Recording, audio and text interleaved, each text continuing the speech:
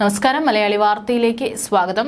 ഗാസയിൽ ഇസ്രായേൽ നടത്തുന്ന ശക്തമായ ആക്രമണം 7 മാസം പിന്നിട്ടിട്ടും ഹമാസിനെ കീഴ്പ്പെടുത്താൻ സാധിക്കാത്തത് പലവിധ ചോദ്യങ്ങൾക്ക് ഇടയാക്കുന്നു.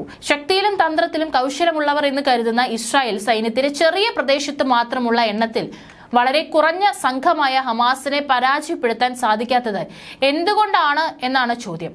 ഇപ്പോൾ ഇസ്രായേൽ ആയുധങ്ങൾ നൽകുന്നതുമായി ബില്ല് പാസാക്കിയ റിപ്പബ്ലിക് അംഗങ്ങൾ മേധാവിത്വമുള്ള US ജനപ്രതിനിധി സഭ ആയുധങ്ങൾ നൽകുന്നതിനായി പ്രസിഡന്റ് ജോ ബൈഡന് മേൽ സമ്മർദ്ദം ചെലുത്തുന്ന ബില്ലാണ് പാസാക്കിയത്.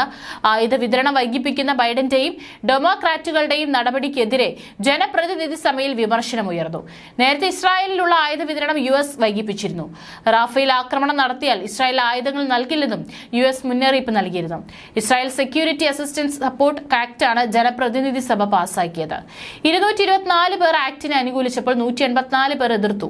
16 ഡെമോക്രാറ്റുകൾ ബില്ലിനെ അനുകൂലിച്ച് വോട്ട് ചെയ്തപ്പോൾ 3 റിപ്പബ്ലിക്കൻ പാർട്ടി അംഗങ്ങൾ ഇതിനെ എതിർക്കുകയും ചെയ്തു. അതേസമയം ബില്ല് നിയമമാവാനുള്ള സാധ്യതകൾ വിരളമാണെന്നാണ് റിപ്പോർട്ട്. US പ്രസിഡന്റ് തെരഞ്ഞെടുപ്പ് നടക്കാനിരിക്കെയാണ് ജനപ്രതിനിധി സഭയിൽ ബില്ല് പാസാക്കിയതെന്നും ശ്രദ്ധേയമാണ്. അതേസമയം ഗാസയിൽ ഇപ്പോഴും ഇസ്രായേൽ കനത്ത ആക്രമണം തുടരുകയാണ്. ഇതുവരെ മേഖലയിൽ ഇസ്രായേൽ നടത്തിയ ആക്രമണത്തിൽ 35,000-ഓളം പേർ മരിച്ചിരുന്നു. 79,205 പേർക്ക് പരിക്കേൽക്കുകയും ചെയ്തു. ആക്രമണങ്ങളിൽ ഗാസ ഏതാണ്ട് പൂർണ്ണമായി തകർന്ന അവസ്ഥയിലാണ്. 24 മണിക്കൂറിനിടെ ഗാസയിൽ 39 പലസ്തീനികൾ കൂടി കൊല്ലപ്പെട്ടു. ഇസ്രായേലിന്റെ ശക്തമായ ആക്രമണം ഇപ്പോൾ റാഫേലാണ് തുടരുന്നത്. സുരക്ഷ മുൻനിർത്തി റാഫേലിലെ ഭക്ഷണ വിതരണം നിർത്തിയതായി വേൾഡ് ഫുഡ് പ്രോഗ്രാം അറിയിച്ചു. അതിർത്തികൾ ഇസ്രായേൽ പിടിച്ചെടുത്തതോടെ ഗാസയിലേക്കുള്ള സഹായ വിതരണവും നിലച്ചിരിക്കുകയാണ്. ഇസ്രായേൽ സൈന്യം വീണ്ടും വടക്കൻ ഗാസയിൽ ആക്രമണത്തിന് തയ്യാറാകുന്നു എന്നാണ് പുതിയ വിവരം. ഹമാസിനെ പൂർണ്ണമായി തുരത്തിയെന്ന് മാസങ്ങൾക്ക് മുൻപ് ഇസ്രായേൽ സൈന്യം അവകാശപ്പെട്ട സ്ഥലമാണ് വടക്കൻ ഗാസ. ഇസ്രായേൽ അതിർത്തിയോട് ചേർന്ന പ്രദേശമാണിത്. യുദ്ധം ആരംഭിച്ച ഒക്ടോബറിൽ നശീകരണ ബോംബുകൾ ഉപയോഗിച്ച മേഖല കൂടിയാണിത്. ഈ മേഖലയിൽ ഹമാസ് വീണ്ടും സംഘടിക്കുന്നു എന്ന വിവരമാണ് ഇസ്രായേൽ സൈന്യം തിരിച്ചെത്താൻ കാരണം. ഹമാസിനെ പൂർണ്ണമായി ഇല്ലാതാക്കുക എന്ന ലക്ഷ്യം നേടാൻ ഇസ്രായേൽ സൈന്യത്തിന് സാധിക്കില്ല എന്ന പ്രചാരണത്തിന് ഇടയാക്കിയിട്ടുണ്ട്. ഇസ്രായേലിന് സമ്പൂർണ്ണ വിജയം നേടാനാകുമോ എന്ന സംശയമാണെന്ന് US വിദേശകാര്യ ഡെപ്യൂട്ടി സെക്രട്ടറി കർട്ട് കാമ്പൽ പറഞ്ഞത് ഈ സാഹചര്യത്തിലാണ്. വടക്കൻ ഗാസയിൽ നിന്ന് പലസ്തീനുകാർ പൂർണ്ണമായി ഒഴിഞ്ഞുപോയിട്ടുണ്ട്. ഇവർ ഈജിപ്ത് അതിർത്തിയോട് ചേർന്ന് തെക്കൻ ഗാസയിലെ റാഫേലാണ് തമ്പടിച്ചിട്ടുള്ളത്.